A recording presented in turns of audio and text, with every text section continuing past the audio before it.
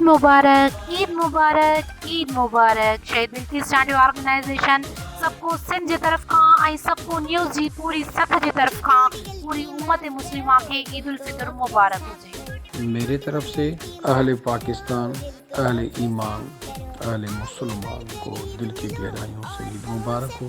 और इस ईद मुबारक के बाद में एक आपको रिक्वेस्ट करूँगा कि खुदारा बाहर निकलें तो मास्क पहने और सैनिटाइज़र यूज़ करें, सोशल डिस्टेंस रखें, अपने लिए, अपने बच्चों के लिए, अपने ख़ानदान के लिए। अल्लाह आपकी हिफाजत करेगा।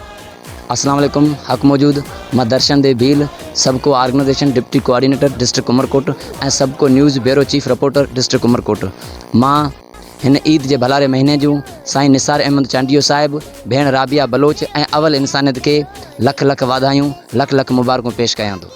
हितां वञे हिकिलो तोखे ॻाल्हियूं घुरिजनि चार, चैन जो सौदो करे दिलि अंदरि धार, हिकु सबूती सच जी ॿियो प्रीत पिरी सी पार, टियों रहज भव में चौथी ग़रीबी धार, त दोस्तानी दरबार तोखे वाट वेंदे वलो न पवे।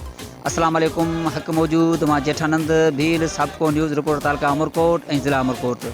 मां हिन ईद जे पुरमसरत मौक़े ते साईं निसार अहमद चांडियो साहिब ऐं अदी राबिया बलोच खे ऐं अवल इंसान खे दिलि जे तह गहरनि सां मुबारकबाद पेश कयां थो। अस्सलाम वालेकुम।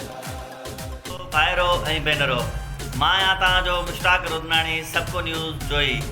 प्यारा दोस्तो, ईद उल फितर जे पुरमसरत मौक़े ते देश तोड़े परदेस में रहंदड़ सभिनी मुस्लमान भाइरनि खे ईद उल फितर जूं लख लख वाधायूं।